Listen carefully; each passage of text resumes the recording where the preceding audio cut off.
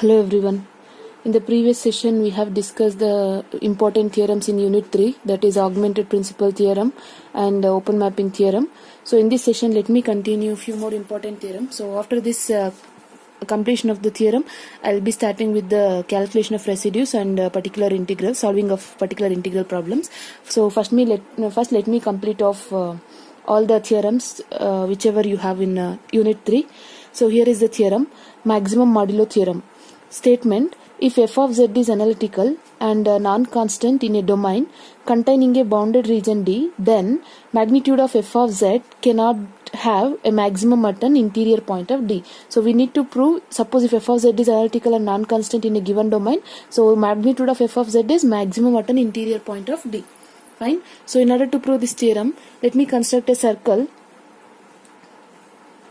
concentric circle, something like this. Let z not be the center of the circle, or z not be any point in the complex region. Fine. So it is given that f of z is analytical, and we have to prove magnitude of f of z is maximum at an interior point of D, right? So I'll just prove this theorem by contradiction method. So I'll assume that f of z has maximum at an interior point of D. We have to prove it cannot be maximum at an interior point of D. But what I'm going to do is, I'm going to prove this by contradiction method.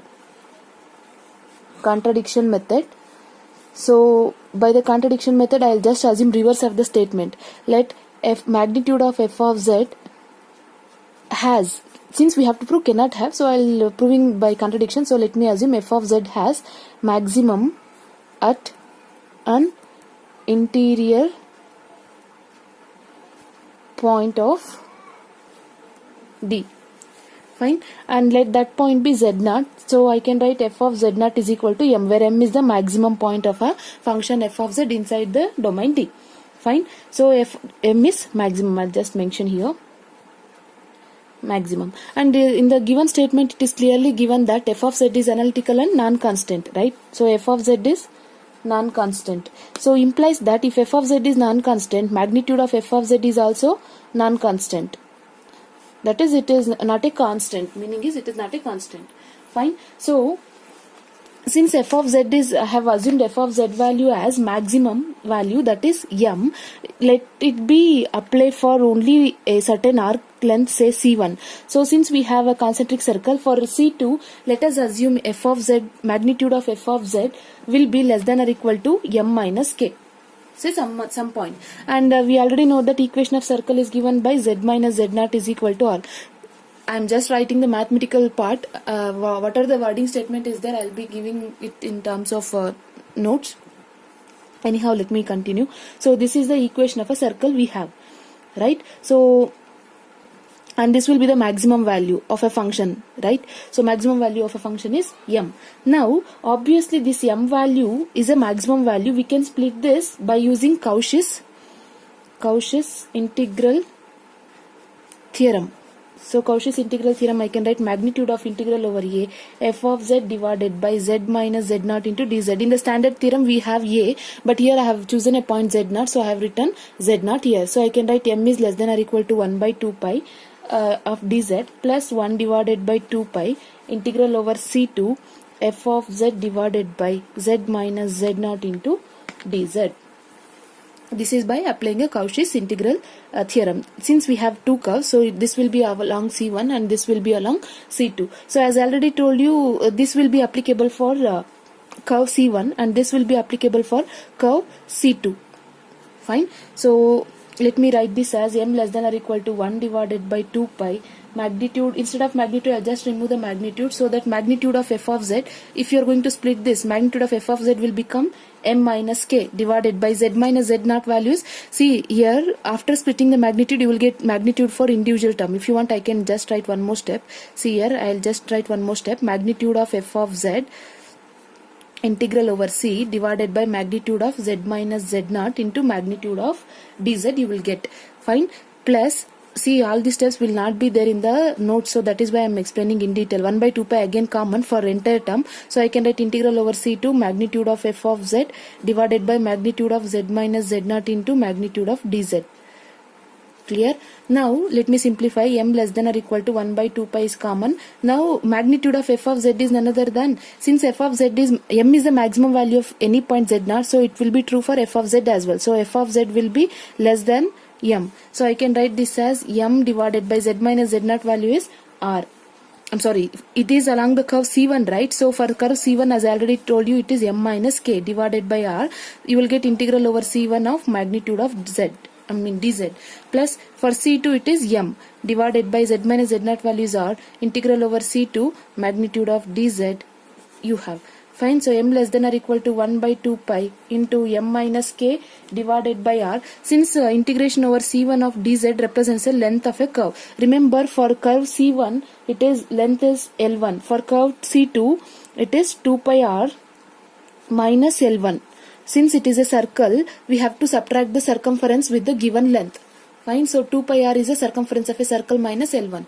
So along C1 we are integrating this curve. So I can write this as length L plus m by r, as it is along C2 it is 2 pi r into, 2 pi r minus L1.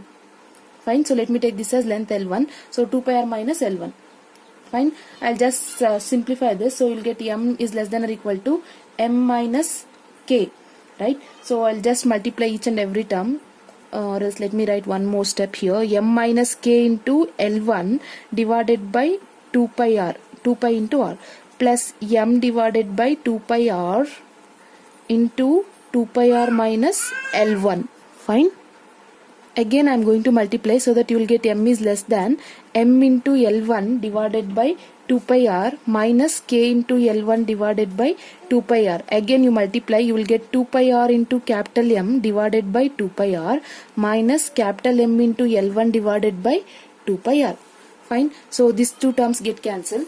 So what you left with is, if you want you can simplify further. 2 pi r get cancelled. So m is less than, I'll just write first this term. So only term is m minus this term is k L1 divided by 2 pi r. Fine. Since we note that L is greater than 0, positive value, k is also greater than 0, length is always positive, k is also positive, r is also positive.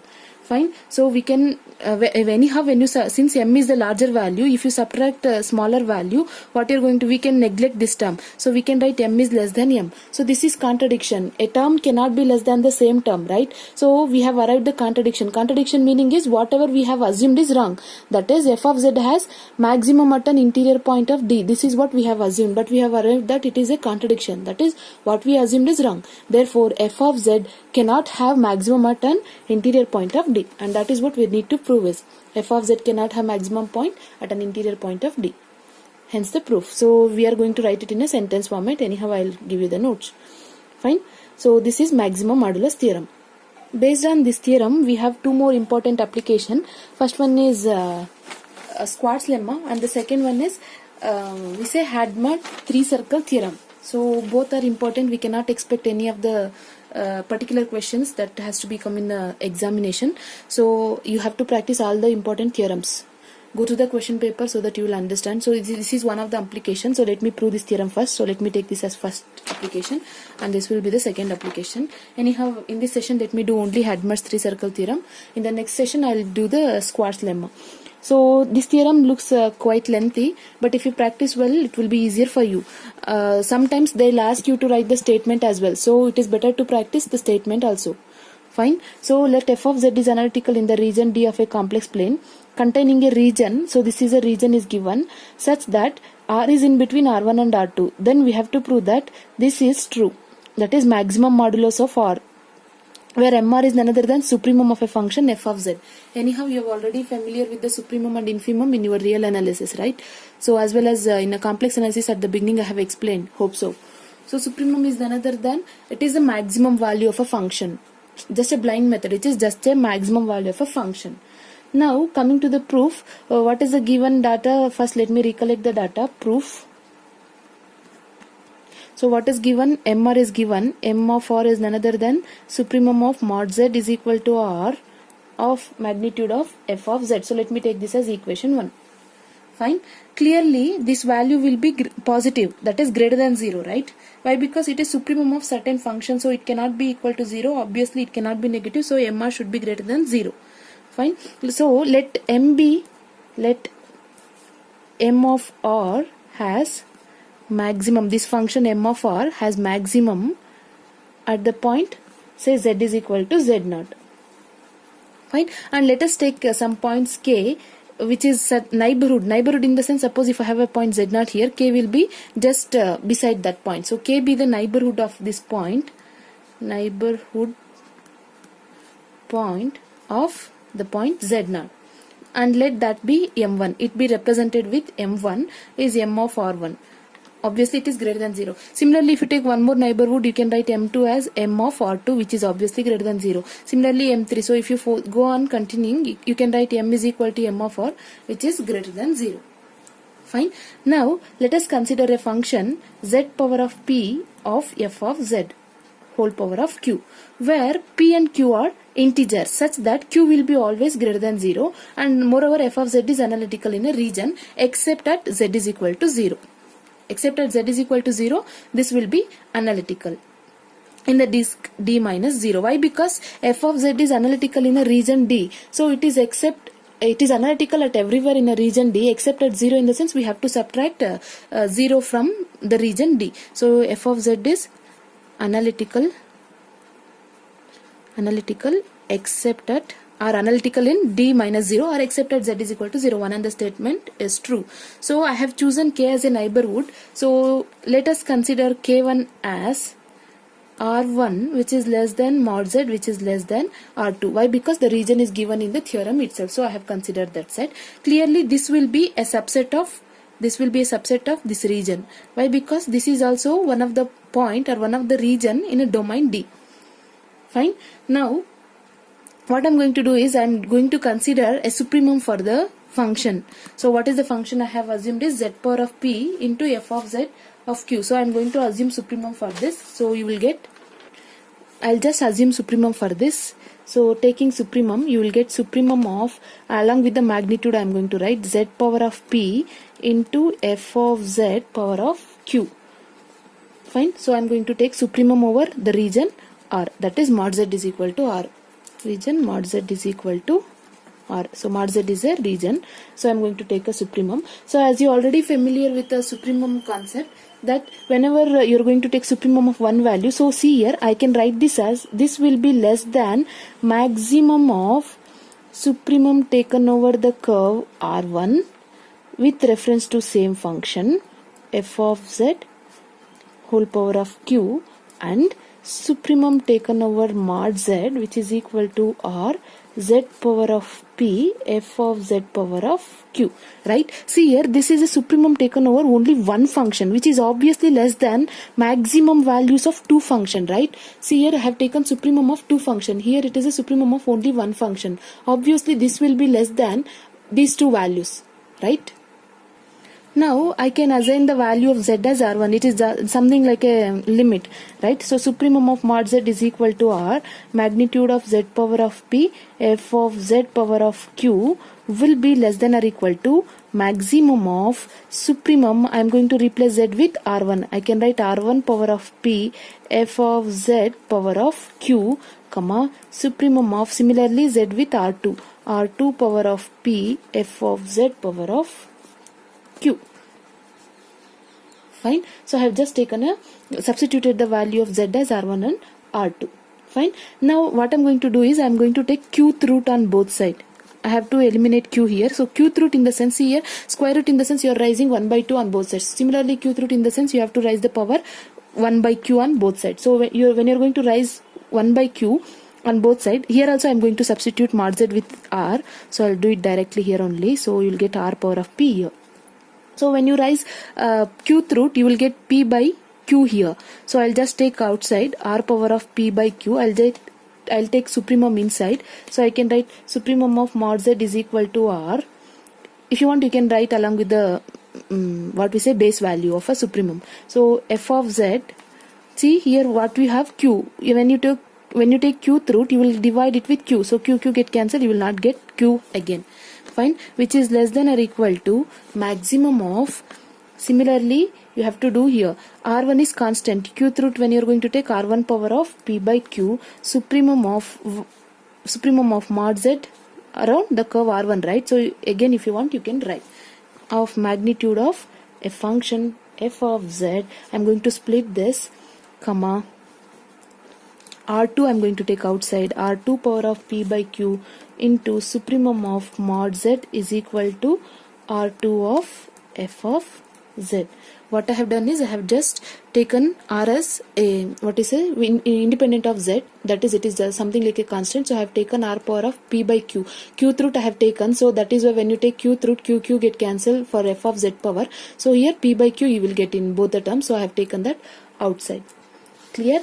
Now I can write that, see in the given statement what is given, that m of r is none other than supremum of a function f of z, right? So I can write this supremum value as m, right? So this statement can be written as r power of p by q into capital M will be less than or equal to maximum of r1 power of p by q into, this is none other than m1. That is what we have chosen. m1 is m of r1. So m1, comma, r2 power of p by q, this is m2. Fine. Now let us consider alpha, which is any real number. Alpha be any real number in such a way that r1 power of alpha into m1 is equal to r2 power of alpha into m2. Fine. Now let me take log on both sides. Let us consider. I'll just take log on both sides. Log of r1 power of alpha 1 into m1, which is equal to log of r2 power of alpha into m2. See, the concept is somewhat abstract, so I'm trying to convey my level better. Please go through once or twice so that you will understand. You have to practice, you don't have any other way. Fine. So I'm going to apply the properties. Log mn is log m plus log n. So I can write this as log r1 power of alpha plus log of m1. Similarly, this is log r2 power of alpha plus log of m2.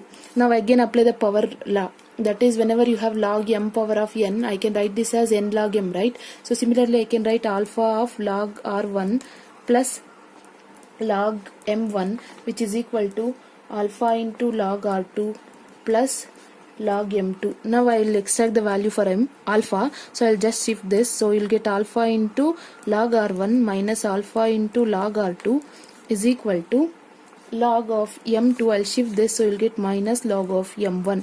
So I'll just take alpha as a common term, so you will get log of r1 minus log of r2 is equal to log of m2 minus log of m1. Now I need the value of alpha, so I'll just shift this. You'll get alpha is equal to log m2 minus log m1 divided by log r1 minus log r2. So I have obtained alpha value. Let me take this as equation 3. Fine. And let me take this as equation 2. So anyhow we have already defined the equation 1. So equation 3 I have defined. Now let me choose a sequence of integers Pn. Let Pn represent sequence of integers or a positive integer, and Qn be one of the positive integer, that is sequence of positive integers. It contains only positive integer. It is a sequence of integer in such a way that Pn by Qn tending to alpha as n tending to infinity. I have defined two sequence Pn and Qn in such a way that when you divide both the sequence, it will tending to the value of alpha as n tending to infinity. Now from the equation 2, see here, I'll just consider from equation 2. So here I have an equation 2, you can clearly see where I have r power of p by q, but I have assumed the sequence pn by qn. So what I am going to do is I'll just replace p by pn and q by qn in equation 2. So that equation 2 can be written as r power of pn by qn into m is less than or equal to maximum of r1 power of pn by qn into m1, r2 power of pn by qn into m2. Equation 2, what I have done is in equation 2 I have just replaced p with pn and q with qn, and I have rewritten this statement. Fine. And now suppose that r is this value is less than first value, that is r power of pn by qn into m is less than r1 power of pn by qn into m1. then obviously Pn by Qn is none other than alpha as n tending to infinity. So r power of alpha into m will be less than or equal to r1 power of alpha into m1. Right? Now let me apply the log for this statement. So you will get alpha into log r plus log m is less than or equal to alpha into log r1 plus log m1. Right? I have applied the property once a time. At a time I have applied all the properties of a logarithms. Fine. Now I'm going to extract alpha value here. So I'll just shift this. So you will get alpha into log r minus log r1 is less than or equal to log m1 minus log m. Fine. Or alpha is less than or equal to log m1 minus log m divided by log r minus log r1. I'll just take minus as a common term, so I can write log m minus log m1 minus as a common term so that both the numerator and denominator changes and signs get cancelled. So I have changed just a sign of both numerator and denominator. So let me take this as equation 5. Now look at equations 3 and 5. Equations 3 and 5.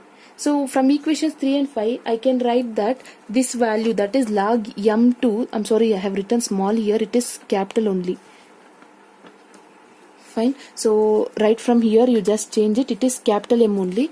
It is just a writing mistake. So capital M only, log m2 minus log m1 divided by, what is the value you have?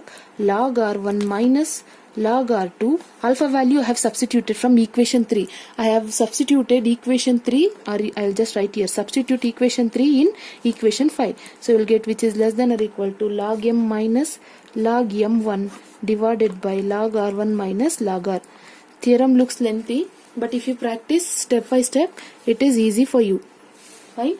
Now I am going to do cross multiplication. See here, log m2 minus log m1 into log r1 minus log r will be less than or equal to log m minus log m1 into log of r1 minus log of r2. Just I have done a cross multiplication. So all the steps are not clearly mentioned in the notes. Again I am telling you, please go through this video. So let me multiply. So what I am going to do is, see here, log m2 I'll just multiply with this. Remember, I'll just write the property here. Log a by log b can be written as log of a by b. Fine. See here, log m minus log n. Log a minus log b is log a by b. So log a by b can be written as log of a by b. Thereby I can write this as log of r1 by r. This is multiplied for the first term. For the second term, I am not going to apply property. I will just multiply as it is. See here, minus log m1 into log r1. Minus of minus is plus. Plus log m1 into log r. So this is the LHS part, which is less than or equal to, I am just doing the same. So first term is log m into this particular value. So I can write this as log of r1 by r2. Why? Because log m minus log n is log m by n. So whenever you have log m by n, you can write this as log m by n. So I have applied the property. Now for the next term, I am going to multiply minus of log m1 into log r1. Minus of minus is plus log m1 into log r2. Fine. Now you can note that same term with same sign on opposite side. If you want, you can shift this term to left hand side, so that these two terms get cancelled. Now what you left with is log m2 into log of r1 minus r. I'll just shift this term to right hand side, otherwise first let me write this, log of m1 into log r. After shifting, you will get minus log m1 into log r2 will be less than or equal to log m into log of r1 by r2. Clear? I'll just repeat once again. What I have done is, for the first term I have applied the property after multiplication. For the second term I have not applied the property, so multiplied each and every term. So these two terms get cancelled. I have shifted this term to left hand side so that you will get this expression. Hope so it is clear now. Right? Now I'll just multiply throughout with minus sign. So when you multiply with minus sign, minus log m2 into log of r1 by r plus will become minus log m1 into log r. Since you are multiplying it with minus, so this will become plus log m1 into log r2. Remember, when you are going to multiply with the minus sign, this less than or equal to will become greater than or equal to minus log m into log of r1 by r2. Log of r1 by r2. Hope so it is clear, right? So you just follow the steps while writing the notes so that you can understand and you can make your own notes, right? Now what I'm going to do is I'll just shift the term and I'll just rearrange this. I'll shift this to left hand side, so this will become plus log m of log of r1 by r2. Fine. So again I'm going to shift log m2. Here it is, right? So log m2 into log r1 by r. Shift this side. So I'm just reversing the inequality. So I can write this as log m2 into log of r by r1 plus log m1 into log of r2 by r. Clear? What I did is I have simplified these two terms. See here, log m1 is here. So log r2 minus log r1. I have taken log m1 as a common term in these two terms, so you will get log m1 here. What you left with is log r2 minus log r1. It is log r2 by r, right? See here, these two terms take log m1 as common, so you will get log r2 minus log r. So it is log r2 by r. So log m1 as it is. Fine. If you want, I'll tell you this step once again. See here, this term I have shifted, so I have written plus here. So reversing the inequality, since minus you have, it become plus as we reverse the inequality. Now minus log of m1 into log r. In these two terms, log m1 is common. What you left with is log r2 minus log r1. Log r. So it is log r2 minus, see here, log r2 minus log r can be written as log of r2 by r. So that is what I have written here. Anyhow, I have shifted this, so I have reversed this inequality, so minus will become plus here. Fine. Now I'll just apply the property again. I'll keep log m as it is. I'll apply exponential property, so I can write this as power of log r1 by r2. Again, when you apply log m power of n, what is the expression? N log m you will get. So same expression you will get back, which is less than or equal to log m2 power of log of r by r1. I can write into log m1 power of log of r2 by r. Fine. Now I'll just remove log on both sides, so I can write this as m into log power of r1 by r2 is less than or equal to m2 into log of r by r1 into m1 into log of r2 by r. I have just removed the log on both sides. Clear? Now m is none other than m of r. Why? Because m is a function of r. So m of r power of log r1 by r2 is less than or equal to m2 of r power of log r by r1 into m1 of r power of log r2 by r. Clear? So this is what the statement we need to prove is. So anyhow, the theorem is very large, you have to practice well. See here, this is the first page of a theorem. Fine. And this will be the second page where I have taken with reference to supremum. And I have taken logarithm. Logarithm simplification is followed in this third page. Fine. After that, cross multiplication and applying the property in fourth page. Anyhow, it will be easy only when you practice yourself and try to understand by solving this theorem. Practicing this theorem and manipulating the terms by your own. Don't get mug up this theorem, so that you will not understand and you will not memorize the concept for a long time. So this is what the Headmerdes 3-circle theorem is. So we have one more application of maximum modular theorem. It is called as Squart's lemma.